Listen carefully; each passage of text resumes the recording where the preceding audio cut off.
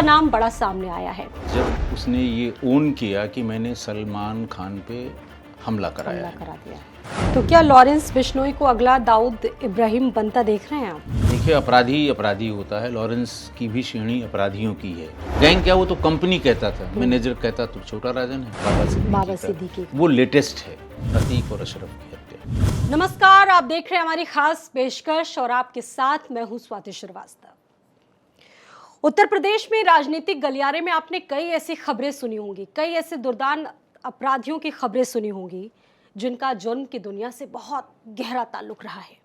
सत्ता से जुड़े बाहुबली अपराधियों के प्रभाव से कभी बच नहीं सके।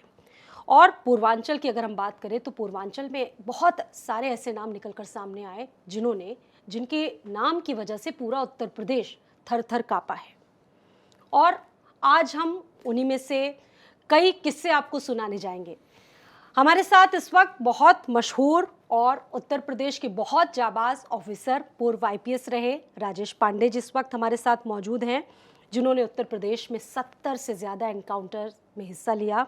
और सबसे बड़ी बात यह है कि श्री प्रकाश शुक्ला जैसे बड़े अपराधियों का उन्होंने एनकाउंटर किया और लखनऊ से लेकर 6 जिलों में लगातार वो एसएसपी रहे या एसपी रहे। इसके अलावा सबसे महत्वपूर्ण बात उनके करियर में टर्निंग पॉइंट ये रही कि एसटीएफ जैसी महत्वपूर्ण यूनिट के वो संस्थापक सदस्यों में से एक रहे।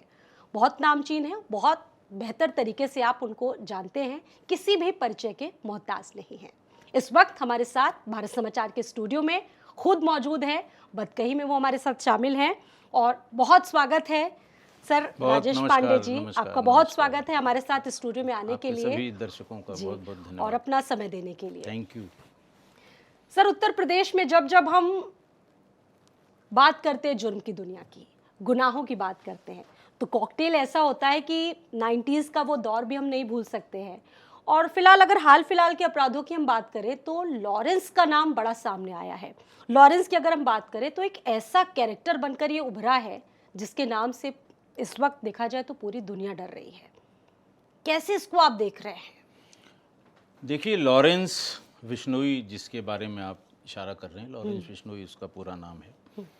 पंजाब के एक जिले का रहने वाला है। और ये कहा जाता है कि जब वो स्टूडेंट था यूनिवर्सिटी में तो स्टूडेंट यूनियन या इलेक्शन के झगड़े से उसने अपराध शुरू किया। मर्डर्स भी उसके नाम थे और तमाम। फिर वहाँ लोकल जो आपस में झगड़े थे गुटों के, जिसमें उसके जो विरोधी थे, एक तो उसका जो बराड़ करके है कनाडा में, गोल्डी बराड़ जो कनाडा में रहता है।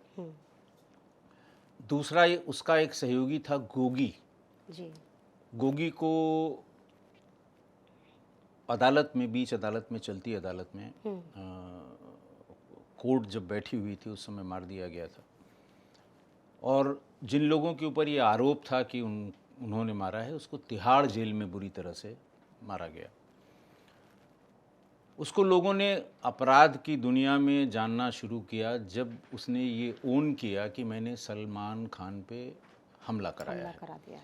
कारण उसने बताया कि साहब, बिश्नोई समाज में काले हिरन की बड़ी मान्यता है, उनकी पूजा होती है, इन्होंने हिरन का शिकार किया है। जब ये जोधपुर में आएंगे, एविडेंस में, अदालत में आएंगे, हम इनको मार देंगे। सनसनी मच गई, लोगों ने जानना। और इसी बीच में सिद्धू मूसेवाला की हत्या हुई उसके बाद 2022 में जी।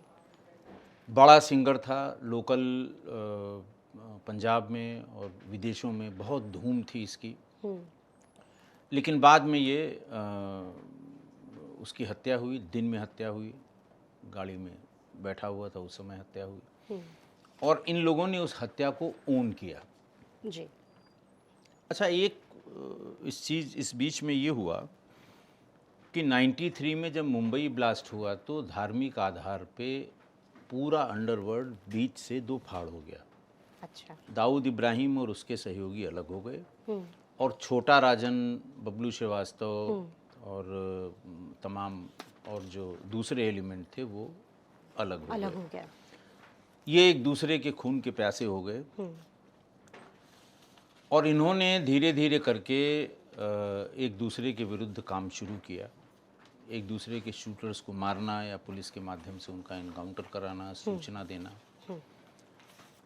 2010 आते आते छोटा राजन और उसके सहयोगी लोग, जिसमें खासकर बबलू श्रीवास्तव, चूँकि वो उत्तर प्रदेश का रहने वाला था और नेपाल से ऑपरेट करता था, तो वो पूरा एक आपस में जैसे कहें कि रिलेटेड था, वो रिलेटेड था जी।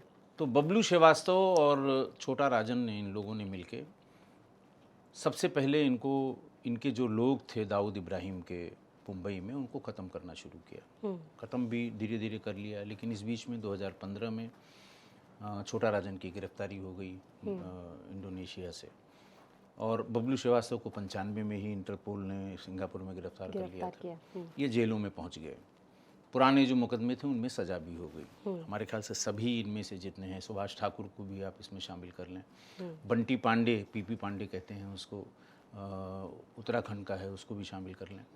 तो ये 5-6 जो मुख्य किरदार थे दाऊद के गिरोह में, ये सब इकट्ठे हुए और उन्होंने इकट्ठा होकर दाऊद से रिलेटेड लोगों का सफाया शुरू कर दिया।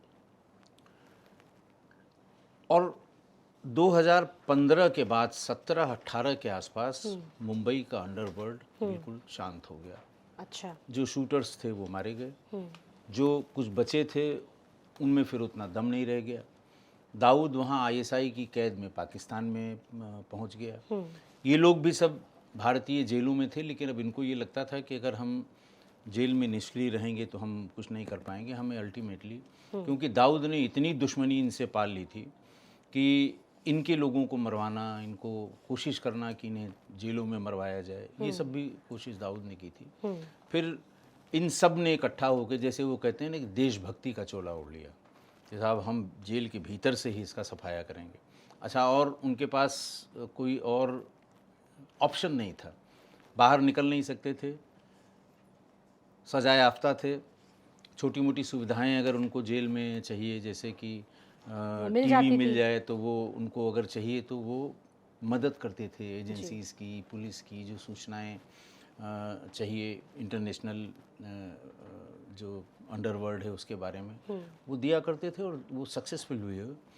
2015 के बाद से ये एकदम ऑलमोस्ट ख़त्म हो गया। अच्छा। इसी बीच लॉरेंस बिश्नोई, अब जब वो बिल्कुल वो जो तख्ते ताउस था खाली हो गया मुंबई अंडरवर्ल्ड का, तो सिद्धू मूसेवाला के बाद लोग इसको जानना शुरू हुए। ये हुआ कि साहब ये तो साबरमती जेल में है, जेल में बैठे बैठे करा रहा है, जेल से इंटरव्यू दे रहा है और बड़ी बड़ी घटनाएं कराई इसने। कनाडा में भी, जैसे कनाडा में खालिस्तानी व्यक्ति निज्जर मारा गया और ये हल्ला हुआ कि वो लॉरेंस बिश्नोई ने मरवाया इस तरह से काफ़ी तमाम, और यहाँ तक कि कनाडा की सरकार ने इंटरफेयर किया और तमाम आरोप लगाए भारत सरकार पर। दुनिया भर की बातें आप सब लोगों ने देखी होंगी। हाँ।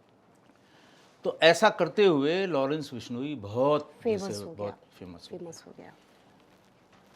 इस बीच में जो हत्याएं जो लॉरेंस बिश्नोई के ऊपर आती हैं कि इसने कराई होंगी, उनमें से सबसे प्रमुख है अतीक और अशरफ की हत्या। अतीक और अशरफ जो कस्टडी में हुई, लाइव चल रहा था, प्रेस वाले घेरे हुए थे, प्रेस वालों के वेशभूषा में एक डमी कैमरा लिए हुए, एक डमी माइक लिए हुए 3 व्यक्ति घुसे और फिर गोलियों की बौछार कर दी। उसके बाद फिर उन्होंने पिस्टल अपनी फेंक दी और पुलिस वाले उनको पकड़ के ले गए, ऑलमोस्ट सरेंडर किया उन्होंने।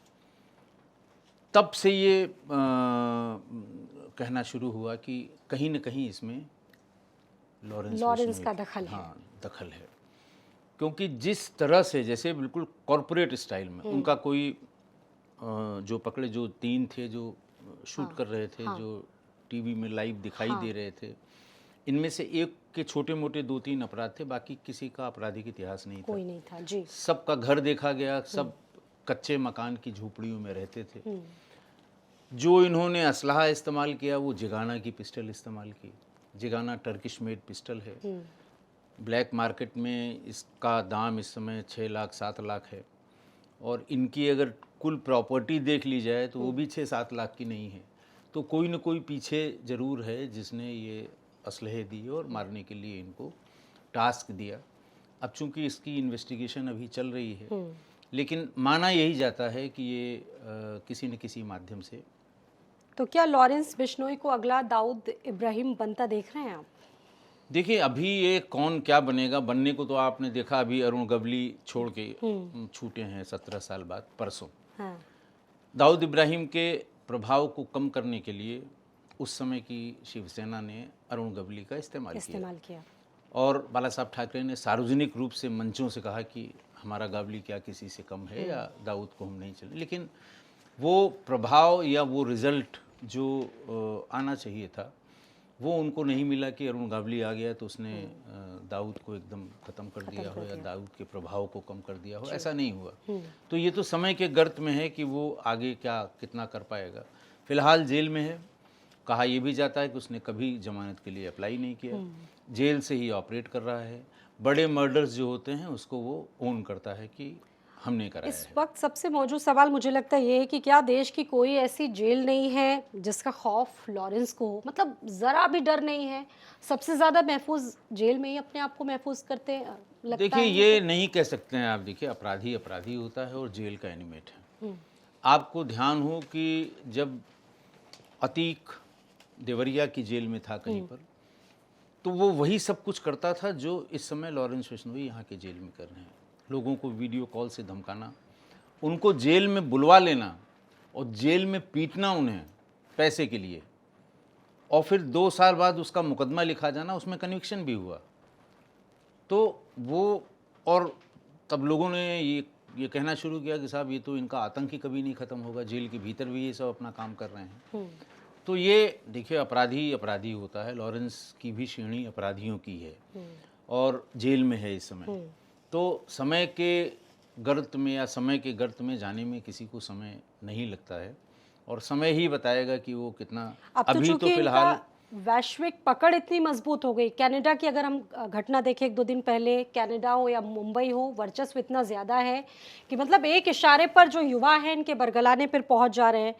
कनाडा पर जो गैंगवार इस वक्त चल रहा है, जिसका भी आप जिक्र भी कर रहे थे, उस पर आप क्या कहेंगे? इसके अलावा बाबा सिद्दीकी की हत्या हुई, सलमान खान लगातार टारगेट पर हैं, क्या कहेंगे सर? मैंने बताया ना आपको कि ये लॉरेंस का नाम ही तब आया जब पहली बार सलमान खान के ऊपर जो हमला हुआ उसको इसने ओन किया कि मैंने कराया है।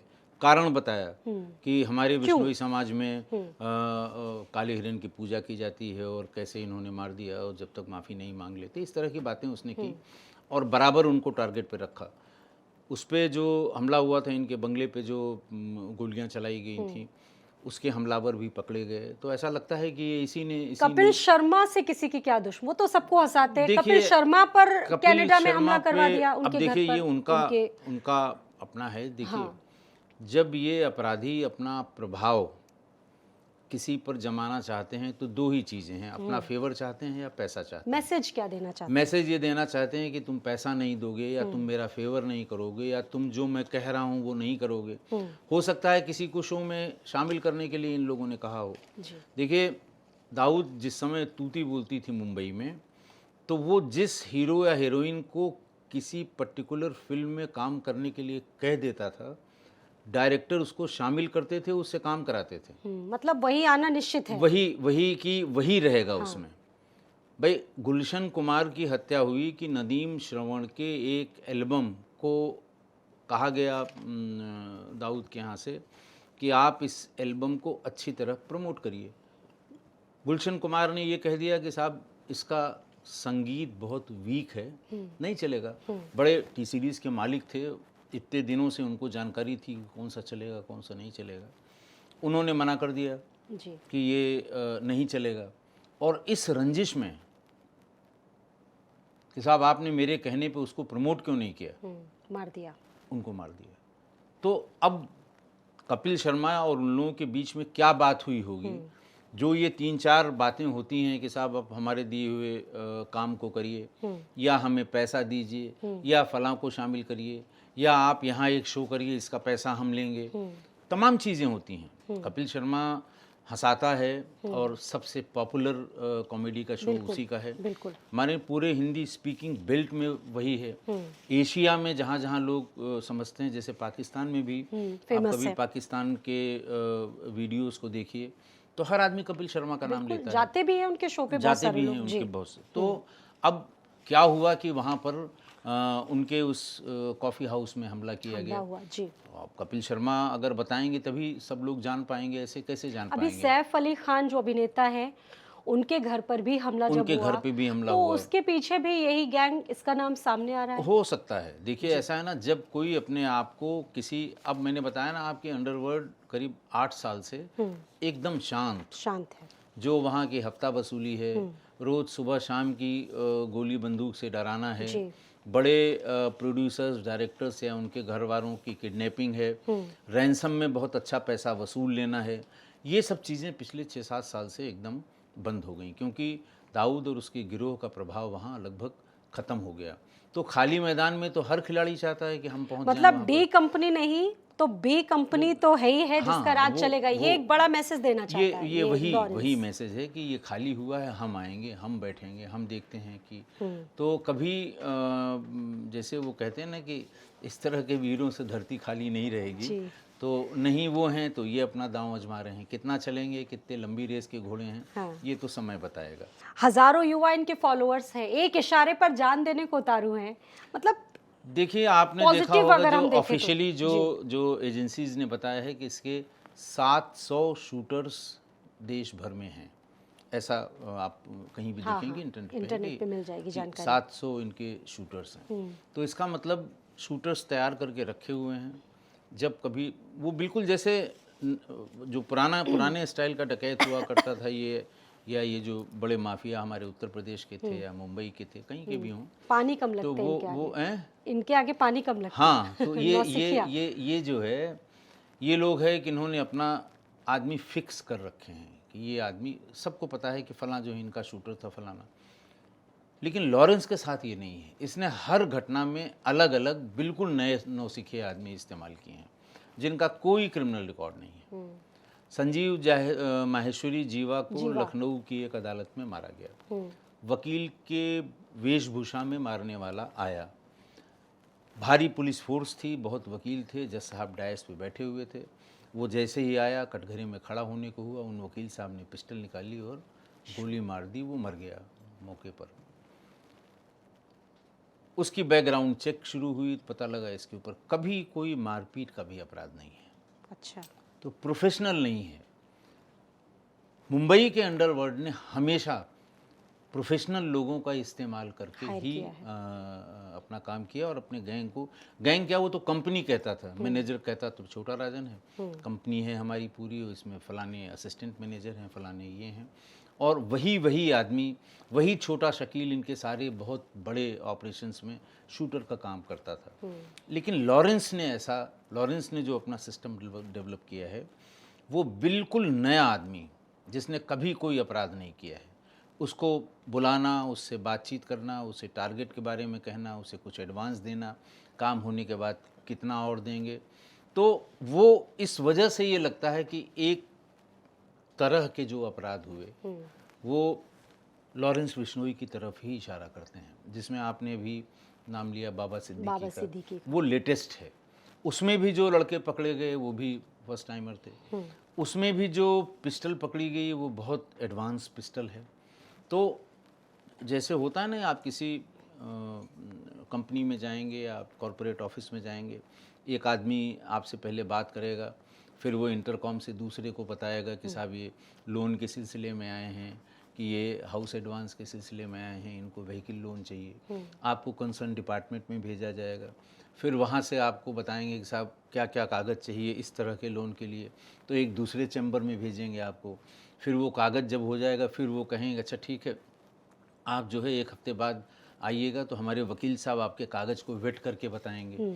ये कुछ उस तरह का सिस्टम इसने क्रिएट किया हुआ है, कॉरपोरेट सिस्टम है कि हमारा ये टारगेट है, बिल्कुल हमें ये करना है, हम ये 3 लड़कों को लगाएंगे, इन तीनों को वहाँ भेजेंगे, रैकी करने वाले दूसरे होंगे, टारगेट को मतलब आइडेंटिफाई पूरा करने, सिस्टम इनका, पूरा सिस्टम पूरा एक बना रखा सिस्टम। है। हाँ। और सर सबसे बड़ा सवाल ये कि जेलों में ही ऑपरेट कर लेते थे ना इतने बड़े गैंग, इनका नेटवर्क इतना मजबूत है जिस पर आप बात कर रहे हैं।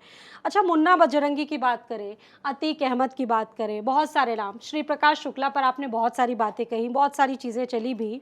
मतलब जहाँ क्राइम वहाँ इनका नाम, मतलब थर थर कांपते हैं उत्तर प्रदेश में लोग। ये ऐसे नाम जिनका नाम मैं गिना रही हूँ, और भी बहुत सारे लोग हैं। और कैसे आप देखते हैं 90s के उस दौर को, जब दुर्दांत माफियों का एक राज चलता था, एक सिक्का चलता था पूरे प्रदेश में, इनको टैकल करना पुलिस के लिए, एसटीएफ जब तब तो बहुत बाद में गठन हुआ, कितना मुश्किल होता था सर? देखिए 90 का दशक बड़ा, अगर पुलिस के लिए कहें तो पुलिस के लिए भी बड़ा बुरा दौर था। जी। और खाली उत्तर प्रदेश पुलिस की नहीं, देश भर में पुलिस के सामने बहुत बहुत बहुत दिक्कत थी जी। उसके दो प्रमुख कारण थे जी। एक तो बैलेट से चुनाव उस जमाने में होता था। अच्छा।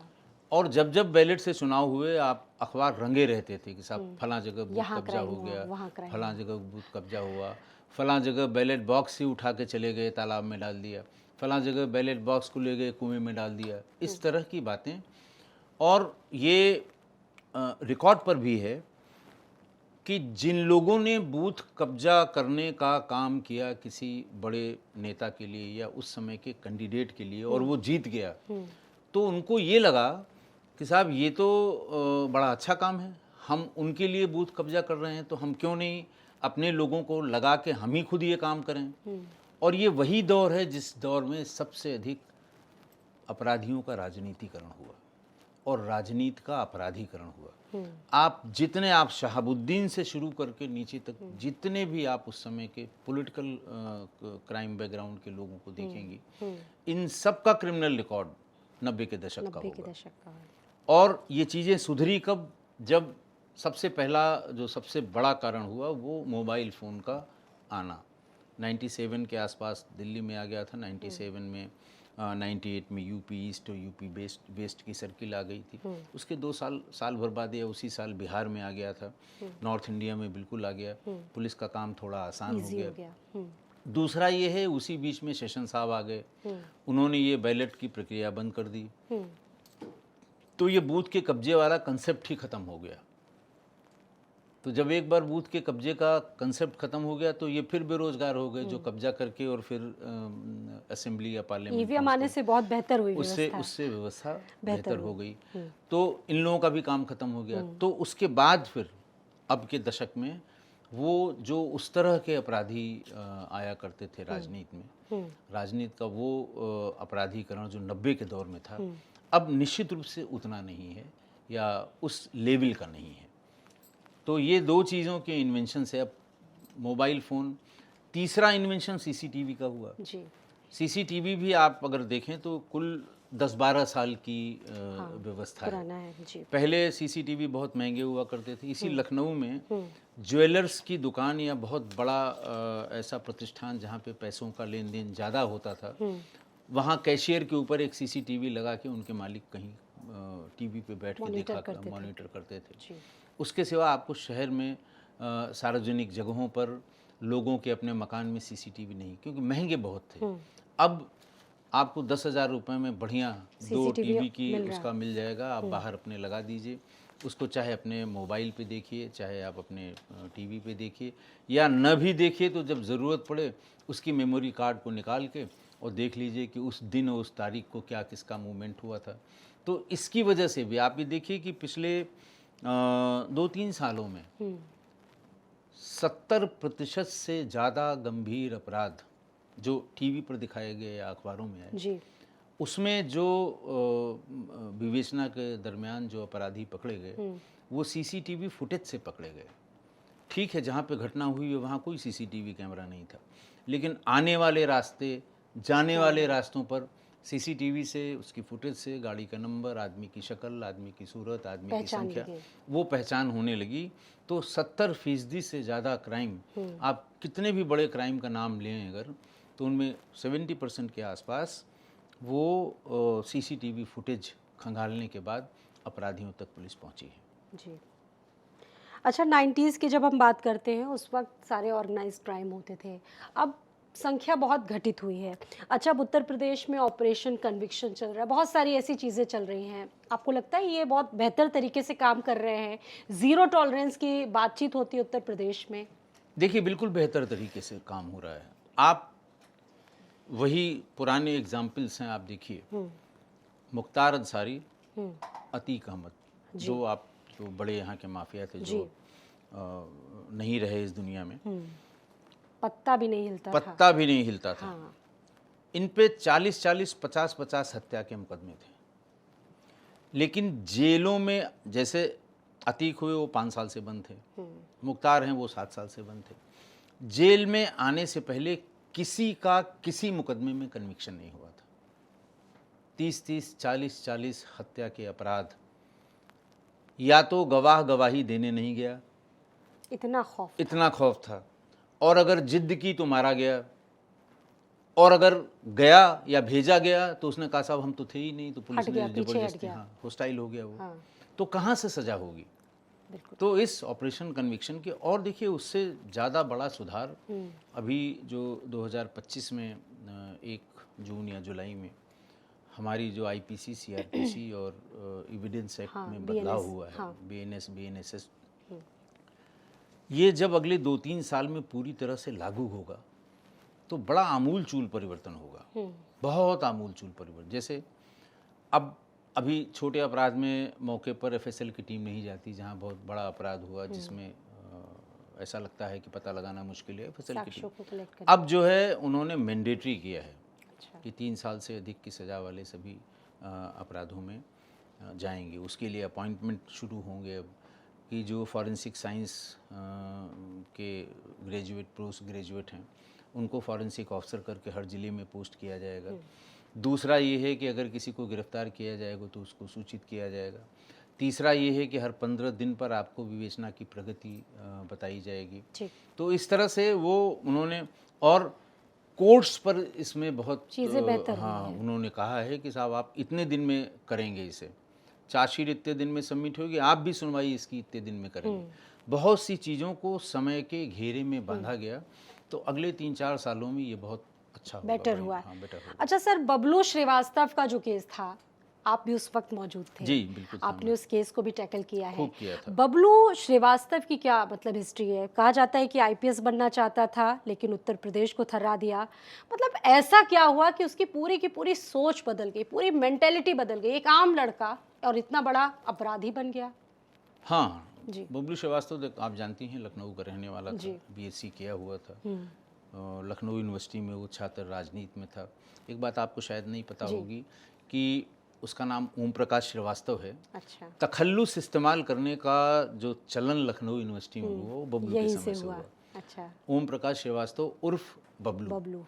उसके बाद के जितने नेता आए लखनऊ यूनिवर्सिटी में, वो बिना तखल्लुस के, यानी बिना अपना एक उपनाम लगाए हुए कोई इलेक्शन नहीं लड़ा। बहुत कम ऐसे उंगली पे गिने हुए लोग होंगे जिन्होंने बिना उपनाम रखे हुए इलेक्शन लड़ा हो।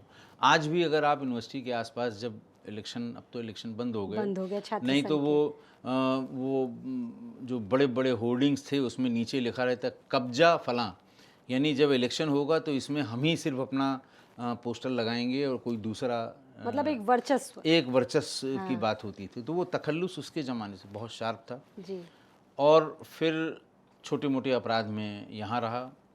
यहाँ जो बड़े माफिया थे कुछ, जैसे अन्ना महाराज थे, उससे उसका झगड़ा हुआ। फिर वो पहुँच गया स्वामी के आश्रम में दिल्ली, जहाँ सारे लोग इकट्ठा होते थे, चंद्रा स्वामी के आश्रम में। चंद्रा स्वामी के आश्रम में प्रधानमंत्री से लेकर डायरेक्टर सीबीआई, आईबी, ये सब वहाँ हाजिरी लगाते थे। बड़ा पावरफुल स्वामी था। वहाँ बड़े अपराधी भी आते थे। चंद्रा स्वामी बहुत शेडी कैरेक्टर के थे। वो अपना काम इन्हीं लोगों के माध्यम से कराते थे। फिर वो धीरे धीरे संपर्क में दाऊद के आ गया। इतना शार्प माउंट था उसको, उसके तरह की या उस मोडस ऑपरेंडी की किडनैपिंग करने वाला आज की तारीख में भी कोई नहीं है। जो है वो बबलू श्रीवास्तव ही है। तो ऐसी ही किसी एक किडनैपिंग के सिलसिले में दाऊद से बात हुई। फिर वो दाऊद ने उसको दुबई बुलाया, दुबई जाकर बस गया। फिर दाऊद के लिए उसने काम शुरू किया। बड़ी किडनैपिंग, बहुत बड़ी बड़ी किडनैपिंग उसने कराई, उस टाइम नामचीन किडनैपिंग कराई। और फिर जब दाऊद से इसका झगड़ा शुरू हुआ 93 में, तो दाऊद ने ही इसकी इंफॉर्मेशन देके सिंगापुर एयरपोर्ट पर इंटरपोल से गिरफ्तार करा दिया। और 95 में वो वहाँ से प्रत्यार्पित होकर वो एलडी अरोड़ा हत्याकांड वाला जो मामला था, कई में थे। तो ये जो कस्टम कलेक्टर थे एलडी अरोड़ा, उनकी हत्या के मामले में वो वांछित था और वहीं से गिरफ्तारी हुई। ये दौर सर कैसा था? दौर देखिए, दौर भी वही था, 90 का दशक था। एलडी अरोड़ा कस्टम कलेक्टर थे, बरेली के रहने वाले थे और मुंबई में पोस्टेड थे। बहुत ही जाबाज, निर्भीक। और इसने मुंबई में अपनी पोस्टिंग के समय बताते हैं कि इसके जो इन्फॉर्मर्स का जाल था, बड़ा फेथ करते थे इन्फॉर्मर्स इस पे। दाऊद के बहुत बड़े बड़े नुकसान किए इन्होंने। जो वहाँ पर जो पोर्ट हैं, जो बंदरगाह में ये ऑपरेट करता था दाऊद, बहुत ज़्यादा नुकसान किया। फिर उस पर दबाव बनाकर या जिस किसी भी तरह से इसको वहाँ से इलाहाबाद ट्रांसफ़र करा दिया गया। लक्ष्मण दास अरोड़ा उनका नाम था। इलाहाबाद जब ट्रांसफ़र करा दिया गया तो दाऊद ने, उसके बाद भी दाऊद के माल पकड़े जाने या दाऊद के धंधे में जो रुकावटें थी वो बदस्तूर जारी रहीं। तो दाऊद को ये शक हुआ कि एलडी अरोड़ा का यहाँ से ट्रांसफ़र होने के बाद भी लोग उनसे संपर्क में हैं और हमारे नेटवर्क को तोड़ रहे हैं। अरे, तो फिर उसने बबलू से कहा कि इसको मारना बहुत ज़रूरी है। वो इलाका इलाहाबाद, लखनऊ, फतेहपुर, ये इलाका बबलू श्रीवास्तव का अपना कार्य क्षेत्र था। तो बबलू श्रीवास्तव, मंजीत सिंह मांगे और सैनी, ये 3 लोग थे उसमें वांटेड।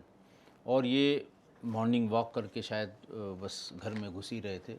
इन लोगों ने गोली मारकर हत्या कर दी। चूँकि इतना ईमानदार और स्ट्रेट फॉरवर्ड निर्भीक अधिकारी था, देश भर के कस्टम अधिकारी स्ट्राइक पर चले गए।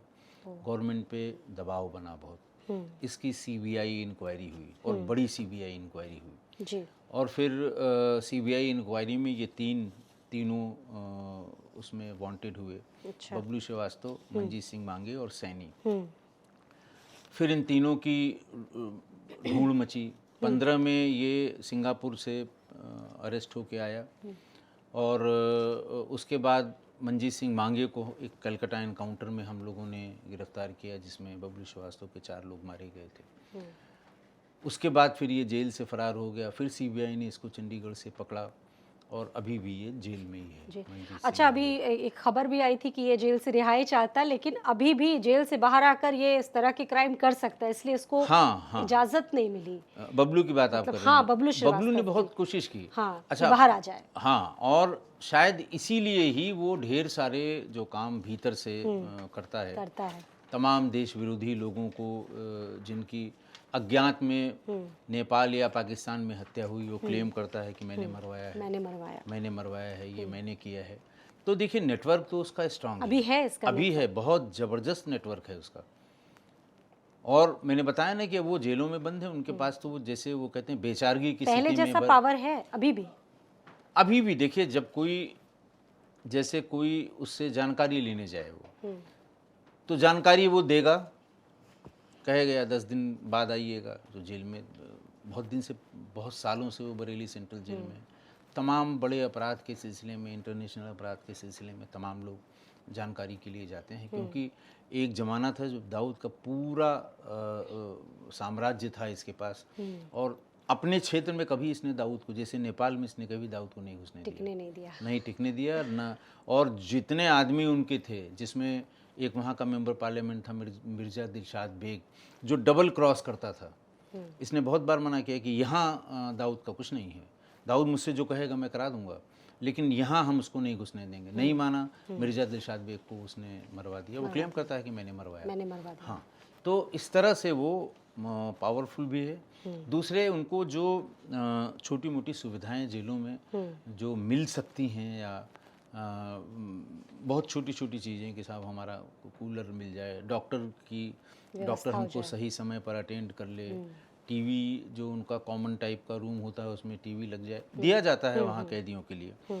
तो इस तरह की छोटी छोटी सुविधाओं के एवज में ये लोग पुलिस के छोटे मोटे काम या एजेंसीज के भी काम, अगर कोई काम देश हित में कोई सूचना चाहिए, क्योंकि ये तो बड़ा वाइडली ट्रेवल था ना, ये कितनी बार पाकिस्तान गया, दुबई में रहता ही था और पूरा इनका जो नेटवर्क है दाऊद का, उसको अच्छी तरह जानता है, बहुत अच्छी तरह जानता है। तो इसका तो हम तो ये कहेंगे जेलों में है, इनका यूज़ करना चाहिए, इनका इस्तेमाल करना चाहिए। एक और है वहाँ उत्तराखंड की जेल में है पीपी पांडे, अच्छा, बंटी पांडे उसका बंटी नाम है। पांडे। अब वो वहाँ उसने भगवा वस्त्र सब पूरा पहन लिया है, वो वहाँ पर वो करता है, प्रवचन करता है, बार बार कोर्ट से इजाज़त लोग मांगता पहुंचते है हैं सुनने के लिए। हाँ, और बार बार कोर्ट से इजाज़त मांगता है कि साहब हमको फलां पैरोल मिल जगह। जाए। लेकिन उसने जो किया था, जैसे ईस्ट वेस्ट एयरवेज़ के मालिक थे, जब ये हल्ला हुआ कि साहब ये पहली प्राइवेट एयरलाइंस है जो दाऊद ने खरीदवाई है, तो उसके मालिक को तकीउद्दीन वाहिद उसका नाम था, वो बुलेट प्रूफ गाड़ी में चलता था, उसको पता था कि लोग मारेंगे। वो करीब 15-20 किलो का हथौड़ा लेकर उसने बहुत कंजस्टेड, मुंबई के बहुत ही कंजस्टेड इलाके में उसके बुलेट प्रूफ विंड स्क्रीन को हथौड़े से तोड़ दिया, बंटी पांडे ने किया था। और फिर पिस्टल से गोलियां मारी, मौके पे मारा गया। वो बहुत बवाल हुआ था वो, क्योंकि दाऊद के लिए बहुत खतरनाक लोग हैं। तो ये सब हैं वहाँ, इनको सबको हर चीज़ का ये सब उसी में रचे बसे थे 93 के पहले, और उसके बाद भी जब तक पकड़े नहीं गए। तो अगर इनका सूचनाओं के लिए इस्तेमाल किया जाए, सूचनाएं तो के भंडार हैं ये, बेहतर हो सकती है। हाँ, तो बेहतर हो सकता है। क्यों नहीं करती उत्तर करती प्रदेश? भी होगी, हाँ। करती भी होगी, ऐसा नहीं है। कोई ये सब चीज़ें कोई बता के तो नहीं करता है, करते होंगे ज़रूर। तो ये इस तरह, अब जैसे उसने किताब लिखी अपनी अधूरे ख्वाब, बबलू श्रीवास्तव की किताब है, वो खूब बिकती है मार्केट में। हाँ, पढ़ते हैं लोग। आप देखिए उसको पढ़िए तो आपको अंदाज़ लगेगा कि कितना शातिर है ये, कितना दिमागदार है। अपने ज़माने में कितनी गदर काटी होगी इसने, लेकिन अब ये सारे ही सब जेल में बंद हैं, मजबूर हैं। तिलिस्म टूट गया। तिलिस्म तो देखिए सारे टूट गए, तिलिस्म तो किसी का बचा नहीं। लेकिन बस यही है कि कुछ लोगों का अगर वो कोई सूचनाओं में किसी तरह की मदद, और देखिए आज भी कोई बड़ा अपराध, जैसे लखनऊ में हम लोग थे, कोई बड़ा अपराध कहीं हो जाए तो पहली फुर्सत में जो जेल में सिपाही जो आते जाते रहते हैं तामील कराने के लिए तमाम चीज़ें, उनको भेजा जाता है कि जेल से पता करो कि इस घटना में कौन है। तो जेल अभी भी बहुत पोटेंशियल है उनमें इस तरह की इन्फॉर्म, क्योंकि अपराधी ही अपराधी हैं। अच्छा सर, जेलों में अपराध बढ़ गए हैं। पश्चिमी उत्तर प्रदेश की बात करें तो क्राइम ग्राफ लगातार बढ़ रहा है। धर्मांतरण के मामले एकदम से बहुत बढ़ते जा रहे हैं। धर्मांतरण के मामलों पर क्या कहेंगे सर आप? देखिए, धर्मांतरण तेजी से धर्मांतरण हो रहे हैं और उसी तेजी से कार्रवाई भी हो रही है जी। पहले जब हम लोगों ने नौकरी शुरू की थी तो उसमें धर्मांतरण का नामो निशान नहीं था। अच्छा, 90 के बाद से जब हम लोग सर्विस में आए, 95 में मैं लखनऊ आ गया था, तब इसकी कोई बात नहीं थी। लेकिन अब जैसे जो हमारा दुश्मन देश है पाकिस्तान, इनको लेके और भी बहुत ढेर सारे लोग हैं, तो ये सीधे हिंदुस्तान से लड़ाई में कभी नहीं जीत पाएंगे। मैं फिर कह रहा हूँ, मैंने पहले भी बताया था, ये कभी जीत नहीं सकते हैं। तो ये इसी तरह से ये छद्म युद्ध करते हैं भारत से। कभी नकली नोट वहाँ से छपवा के भारत की मार्केट में डाल देंगे कि इकोनॉमी गड़बड़ हो, कभी इस तरह से धर्मांतरण की प्रक्रिया शुरू करेंगे, कभी कुछ। तो ये छद्म युद्ध जो उन्होंने छेड़ रखा है, तो उसी मजबूती से उसका जवाब दिया जा रहा है और जवाब दिया जाता रहेगा जी, क्योंकि इसको कोई अलाउ नहीं कर सकता। कौन अलाउ करेगा इसे? कोई नहीं अलाउ कर सकता। पश्चिमी उत्तर प्रदेश की राजधानी मानी जाती है मेरठ, और मेरठ के लिए कहा जाता है कि वहां पर कोई बड़ा अधिकारी जाना नहीं चाहता है, पोस्टिंग नहीं चाहता। आपको लगता है ऐसा? नहीं, ऐसा नहीं है। ऐसा किसी ने गलत सूचना दी है। खूब जाना चाहते हैं लोग और जाते हैं, रहते भी हैं। बहुत अच्छे अधिकारी वहाँ रहे हैं।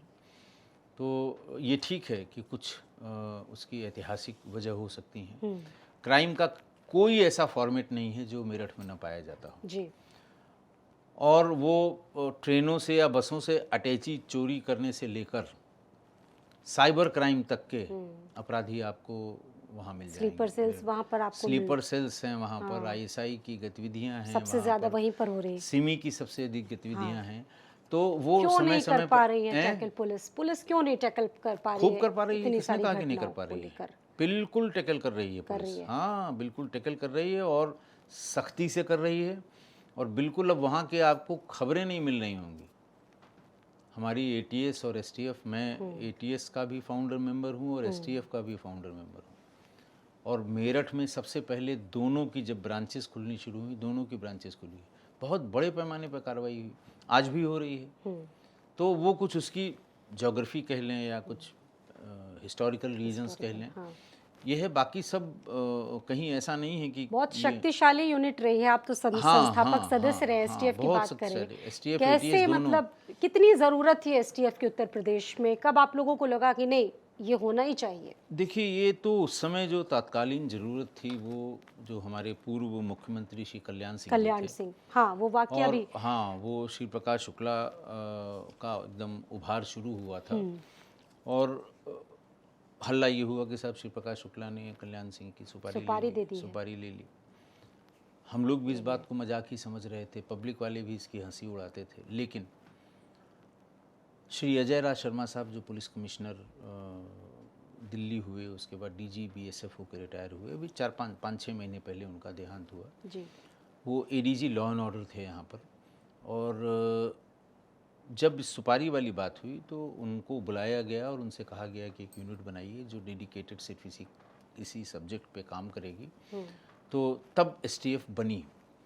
लेकिन तब भी हम लोग ये मानते थे कि ये ऐसे ही कहा जा रहा है। अपने रिटायरमेंट के तुरंत बाद उन्होंने एक किताब लिखी, biting the bullet, Shri Ajay Raj Sharma साहब। उसमें ये पूरी बात लिखी कि कैसे मुख्यमंत्री जी ने मुझे बुलाया, कैसे वो परेशान थे, टहल रहे थे, और कैसे उन्होंने कहा कि भाई आपका आदेश हो रहा है, आप वापस आ जाइए और एक यूनिट बनाइए।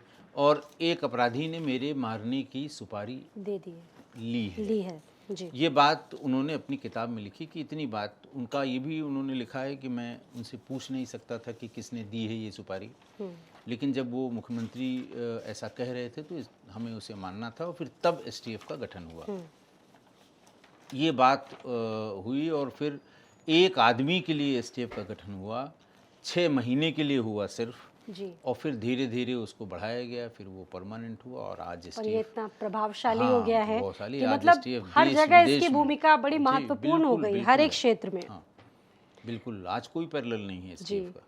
अच्छा सर, आप देख रहे हैं कर्से से कि क्राइम का पैटर्न एकदम चेंज हो गया है। अगर हम बात करें, एक्स्ट्रा मैरिटल जो मामले हैं वो लगातार बढ़ते जा रहे हैं और बहुत बेतहाशा क्राइम हो रहे हैं। मेरठ की बात कर लें, हम सोनम रघुवंशी की बात कर लें, या उससे सटे बहुत सारे ऐसे केसेस सामने आए जिन्होंने वाकई में बहुत हड़कंप पैदा किए हैं, सनसनी फैलाई है। उन घटनाओं पर क्या कहेंगे? वो नीले ड्रम वाला जो मेरठ का केस था, मुस्कान वाला मैटर, उसको लेकर आपकी अपनी थ्योरी क्या कहती है?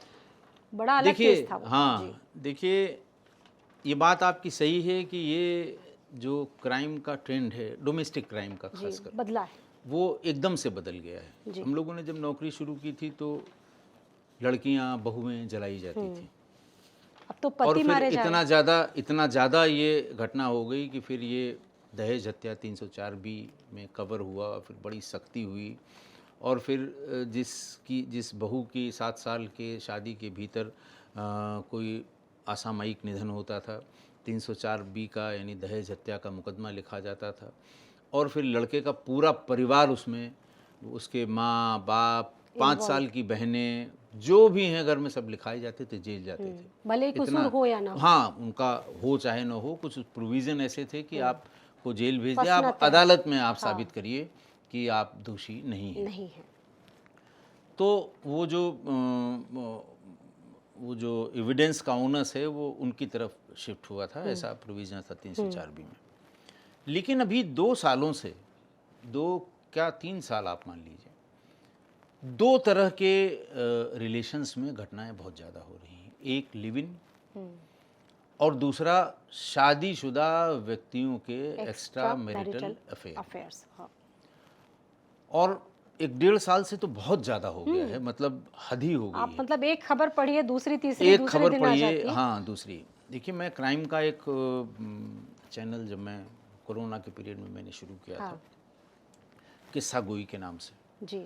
पिछले 6 महीने में मैंने 20 से ज़्यादा ऐसी घटनाओं का जिक्र किया है जिसमें नव विवाहिता पत्नी ने अपने पुराने प्रेमी के साथ मिलकर पति की पति हत्या की करा हत्या कर दी। दी। ये बड़ा रेयर, पहले ऐसा कभी नहीं होता था। महिलाएं बेचारी बहू हैं, घर में हैं, या लड़की का कहीं इधर उधर का की बात पता लगी, खासकर पश्चिमी उत्तर प्रदेश में, तो परिवार मिलके उसको, जैसे वो ऑनर किलिंग कहते हैं, मार रफा दफा देते, कर दिया। रफा दफा मार दिया है, रफा कर दिया, दफा पता कर ही दिया, नहीं चलता पता था, ही नहीं पता ही चलता नहीं था। चलता था जी। लेकिन अब ये जो नया ट्रेंड है ये बड़ा खतरनाक है। मैंने आपको, अब आप जैसे जी। इसकी बात कर रही हैं, मुस्कान साहिल, मुस्कान नीले साहिल। ड्रम वाला, हाँ, नीले ड्रम वाला किस्सा बड़े जब से मीम्स शुरू बने हुआ, उस पर तो। हाँ उसमें बहुत मीम्स बने, बड़ा हल्ला हुआ उसका, और इतने मीम्स बने कि उसी के 10 दिन बाद ही एक और घटना हुई जी। मेरठ में ही।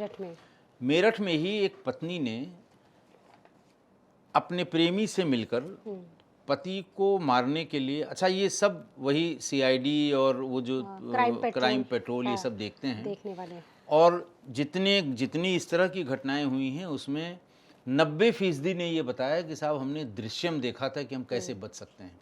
दृश्यम मूवी की बात, अजय देवगन वाली मूवी। अजय देवगन वाली मूवी दृश्यम देख के आप देखिए, इस संबंध में आप किसी भी घटना के बारे में नेट एडिशन किसी अखबार का पढ़िए तो आपको उसमें मिलेगा कि वो पत्नी और उसके प्रेमी ने मिलके कई बार दृश्यम मूवी देखी जी। तो उन लोगों ने मूवी देख के उनका ऐसा कुछ किया जाए कि हम पकड़े न जाएं। शामली से सपेरों की एक बस्ती से 3 या 4 हज़ार रुपए में एक सांप ले आया खरीद के, वो जिसके पॉइजन ग्लैंड निकाल दिए जाते हैं। प्रेमी ले आया, प्रेमिका को दिया गया, प्रेमिका को दिया गया। रात में उसके पति ने, जब वो नींद में उसका पति हुआ, तो प्रेमी और पत्नी ने मिलकर उसका गला दबाकर हत्या कर दी। फिर वो झोले से सांप निकाला, उसको उठाया थोड़ा सा और कमर के नीचे उस सांप को दबा दिया। वो जो खरीद के ले आए थे जिंदा सांप, उसका मुंह का थोड़ा हिस्सा बाहर निकला हुआ था, और ऐसे ही रात में सो गई। सवेरे हल्ला किया कि सांप सांप सांप, पब्लिक इकट्ठा, पूरा मोहल्ला इकट्ठा हुआ। अब वो नीचे दबा हुआ था तो वो कम से कम 8-10 जगह उसने स्नेक बाइट उसकी आई होगी, हाँ कि नॉन पॉइजनस था। हाँ। 8 जगह या 7 जगह स्नेक बाइट्स उसमें आई थी पोस्टमार्टम में जी। पूरा मोहल्ला इकट्ठा हुआ कि बताइए साहब बताइए, रात में पता नहीं कैसे करवट बदला इसने कि सांप ने काट लिया। इनिशियली पुलिस भी इसी ओपिनियन की थी कि इसको सांप ने काटा है, लेकिन जब पोस्टमार्टम रिपोर्ट आई, पोस्टमार्टम के बाद उसमें स्ट्रेंगुलेशन आया कि गला दबा के मारा गया। तब फिर पुलिस ने ढूंढना शुरू किया तो पत्नी और पूरी थ्योरी बदल गई, पूरी थ्योरी बदल गई। तो इस तरह की बहुत सी घटनाएं।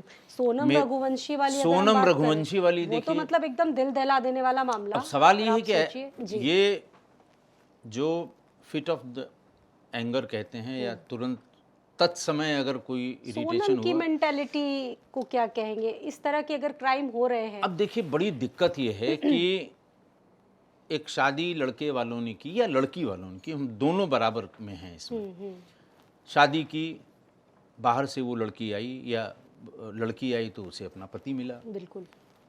शादी के इस बंधन के पहले उसके किससे संबंध थे, न वो कभी बताता है न ये कभी बताती है जी।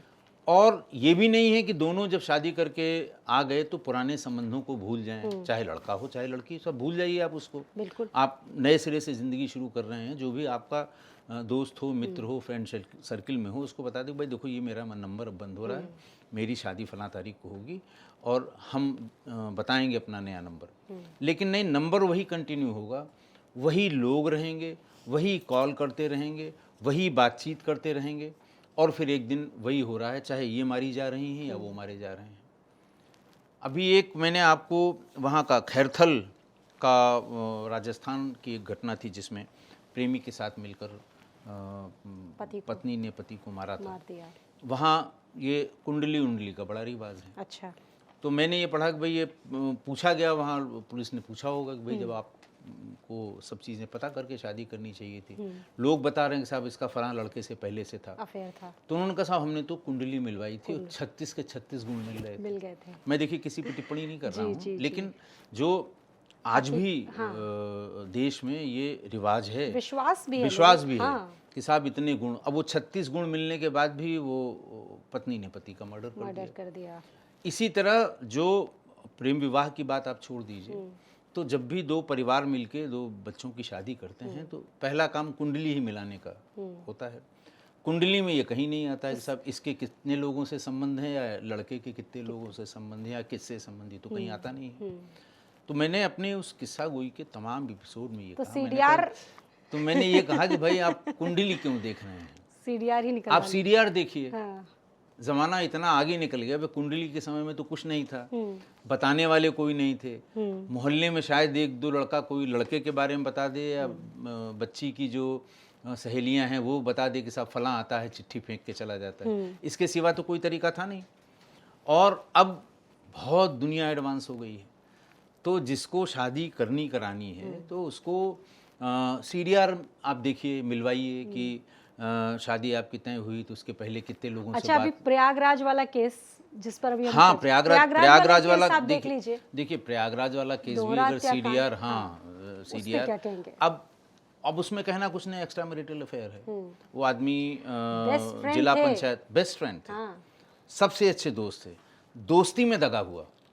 बताइए, दोस्ती में एक दोस्त की पत्नी से मृतक के संबंध हो गए और उसे शंका भी हो गई। बिल्कुल एकदम लखते जिगर टाइप के तीनों दोस्त थे। और जब उससे संबंध हो गए, उसे शंका हो गई, उसने वेरीफाई किया। जब उसे पता लग गया कि हाँ ये बिल्कुल सही बात है, पहले उसने अपनी पत्नी को मार दिया। और पावरफुल लोग थे, पॉलिटिकली पावरफुल थे, कुछ नहीं हुआ, लाए और उसका अंतिम संस्कार कर दिया। किसी को पता भी नहीं लगा कि क्यों वो मरी। उसके बाद फिर गुस्से में उसको भी उसने बुलाया। अगर इसे शंका होती कि ये मारने के लिए बुला रहा है, कभी नहीं जाता वो। बुलाया, गाड़ी में स्कॉर्पियो में अपने बिठाया और फिर शराब पीनी शुरू की, फिर उसको मार दिया। मारने से पेट नहीं भरा तो उसको पटरी पर डाल दिया। पटरी पे डाला तो आप वहाँ टुकड़े जब तक नहीं कर लिए तब तक उसका आप डालेंगे उसे, तो जो पटरी के ऊपर का हिस्सा है उतना कटेगा। दो हिस्सों में बट गया वो, तब भी चैन नहीं पड़ा। उसको फिर ला के उन टुकड़ों को अलग अलग जगह रखा, जब तक उसके इतने टुकड़े नहीं हो गए कि पहचान ना आए, सेटिस्फेक्शन, तब तक उसको मारा जाता रहा। और थोड़ा बहुत देखिए, जहाँ इसकी गाड़ी मिली और फिर जहाँ इसकी लाश मिली उसको भी और जहाँ इसकी गुमशुदगी लिखी गई, सब गाड़ी चित्रकूट में मिली, गुमशुदगी और लाश एक ही जगह मिली। तो ये पुलिस को कनेक्ट कर लेना चाहिए था कि ये आदमी गायब हुआ है और ये जो अज्ञात में बॉडी मिली है, हो ना हो ये इसकी हो, लेकिन अब उसको भी लावारिस में दफना दिया गया। तो यही है, देखिए ये एक्स्ट्रा मैरिटल अफेयर। इन घटनाओं के बाद पुरुष समाज में एक डर सा, मतलब पुरुष लोग कहते हैं कि डर बढ़ा है ऐसी घटनाओं के बाद, बड़ा मतलब एक तरह से। देखिए पुरुष, ऐसा आपको लगता है? पुरुष समाज में तो डर नहीं बढ़ा है लेकिन परिवारों में डर बढ़ गया है ऐसी घटनाओं के बाद। अब जिस माँ बाप ने अपने बेटे की शादी बड़े धूमधाम से किसी लड़की से की और कल को उन्हें ये पता लगे कि उनका इकलौता लड़का उसको उनकी बहू और उसके प्रेमी ने मिलकर मार दिया, तो आप सोचिए अगला जहाँ लड़के की शादी जो परिवार तय करेगा तो वो तो 10 बार उसकी छानबीन करेगा कि भाई पहले पता कर लो तब करेंगे, नहीं तो उस तरह ना हो जाए। लेकिन ये घटनाएं बढ़ी हैं और बहुत ही गंभीर चिंता का विषय है निश्चित तौर और सामाजिक रूप से इन घटनाओं को लोगों को समझना पड़ेगा, सामाजिक रूप से इसका हल निकालने की कोशिश करनी पड़ेगी, क्योंकि ये एकदम उल्टी गंगा बह रही है। हाँ, समाज में ये उल्टी गंगा जो बह रही है इसका रोकना नितांत आवश्यक है, इस पर ब्रेक लगाना बहुत ज़रूरी है। आप समझिए ना, परिवार खराब हो जा रहे हैं। परिवार, अब लड़के को बेचारे को ये नहीं पता कि लड़की का पुराना बॉयफ्रेंड कौन है और लड़की को बेचारी को ये नहीं पता कि लड़के की कितनी गर्लफ्रेंड है। आप देखिए निक्की हत्याकांड, निक्की वाला मामला, अभी जो बिल्कुल जो नोएडा वाला एकदम ताज़ा मामला है, बिल्कुल बहुत कंट्रोवर्सी लोगों ने क्रिएट कर दी। अब सोचने वाली बात है कि 2 बहनें 2 भाइयों से एक ही परिवार में उनकी शादी हुई। निक्की छोटे वाले भाई की पत्नी थी, बड़ी बहन उसकी बड़े वाले भाई की पत्नी थी। थी। बड़ी बहन को कोई शिकायत नहीं थी, उसके पति को कोई शिकायत नहीं थी, उसके सास ससुर भी कहते उसको कोई शिकायत नहीं थी, लेकिन निक्की से तमाम तरह की शिकायतें करते रहे लोग। लेकिन उसमें सबसे अहम बात यह है कि निक्की ने ही अपने पति के एक एक्स्ट्रा मैरिटल अफेयर को मौके पर पकड़ा था। एक गाड़ी के भीतर उस एक जो दूसरी गैर महिला के साथ वो बैठा हुआ था, फिर उसने सबको बुलाया, पकड़ा, हल्ला हुआ, वीडियो वायरल हुआ, तमाम तमाशा हुआ, फिर दोनों परिवार बैठे और निक्की नाराज़ होकर फिर मायके चली गई। दोनों परिवारों के बीच बातचीत हुई, कुछ सुलह समझौता हुआ, फिर वो वापस लौट के आई अपने पति के पास और ये कह के भेजा गया कि भाई तुम्हारी सगी बहन वहाँ है, वो तुम्हारा ख्याल रखेगी, तुम्हारे हित का वो ज़्यादा ख्याल रखेगी, तुम क्यों घबरा रही हो, ये सब कह के फिर उसे भेजा गया। और जो मेरी समझ में आ रहा है कि ये हत्या भी एक्स्ट्रा मैरिटल अफेयर की वजह से ही, देखिए पुलिस विवेचना कर रही है, पुलिस ही जो विवेचना करेगी, उसको तार तार करेगी, एविडेंस इकट्ठा करेगी, लेकिन इतने लंबे एक्सपीरियंस के बाद मैं ये कह सकता हूँ कि अल्टीमेटली इसमें देखिए निक्की हो या कोई और पत्नी हो, बहुत कम ऐसी पत्नियां होंगी जो पति के इस तरह के एक्स्ट्रा मैरिटल अफेयर जो उनकी जानकारी में आ जाए उसको बर्दाश्त कर पाएंगी। बिल्कुल नहीं बर्दाश्त कोई कर नहीं पाती। पत्नी कर पाएगी। तो अब इतना सब होने के बाद, बवाल होने के बाद वो आई और फिर अगर उसको कहीं पता लगा होगा तो वो शोर मचाएगी, वो चिल्लाएगी। और जो मौके की परिस्थितियां जितना बताती हैं, जैसे दोनों पक्षों से पुलिस को एविडेंस नहीं दिए जा रहे हैं, एक्स पर पोस्ट किया जा रहा है। लड़के वालों ने, निक्की के पति ने ये पोस्ट किया कि साहब जिस समय की घटना थी ये मैं वीडियो पोस्ट कर रहा हूँ, वो दुकान पे खड़ा हुआ था, एक दुकान पे खड़े होने की पोस्ट। दूसरी तरफ से निक्की की तरफ से उसकी सगी बहन ने ट्विटर पे डाला कि मैं एक हाथ से वीगो लगा हुआ था, उसमें ग्लूकोज चढ़ा रहा था, एक हाथ से मैं उसको बचा रही थी, एक हाथ से वीडियो बना रही थी, ये मेरा वीडियो है। तो इस तरह का दोनों लोगों ने सोशल मीडिया को साधन बना के ये बातें कही हैं। लेकिन मेरा बिल्कुल स्पष्ट मत है, ये मेरा मत है, इन्वेस्टिगेशन जिस भी दिशा में जाएगी वो इन्वेस्टिगेटर जो करेगा वो अच्छा करेगा, सही करेगा। लेकिन मेरा स्पष्ट मत है कि वो जो घटना उस समय हुई होगी वो या तो उस पुरानी घटना को लेकर जिसमें वो पकड़ा गया था, या कोई और दूसरी घटना को लेकर ही हुई होगी। तभी वो, क्योंकि एक बहन उसकी सब ठीक ठाक है, दूसरी बहन उसको ना अपने पति से कोई शिकायत है, ना अपने ससुराल से कोई शिकायत है, और दूसरी बहन को सबसे ज़्यादा शिकायत अपने पति से है। तो कुछ न कुछ तो ऐसा रहा होगा जो उस समय कोई न कोई बात हुई होगी, और खामियाजा निक्की को भुगतना पड़ गया। निक्की को भुगतना बिल्कुल। तो बहुत सारी कहानियां आज आपने राजेश पांडे जी से सुनी और बहुत बेहतर तरीके से उन्होंने बताया कि किस तरह से ये क्राइम हुए और उनकी उस वक्त कितनी भूमिका थी इन अपराधों को ख़त्म करने के लिए। लॉरेंस से जुड़ी भी तमाम बातें उन्होंने बहुत बेहतर तरीके से, बहुत तफसील करके आपको बताई। उम्मीद है कि आपको ये जो पूरा कार्यक्रम है, ये हमारी पेशकश है, बहुत बेहतर लगी होगी।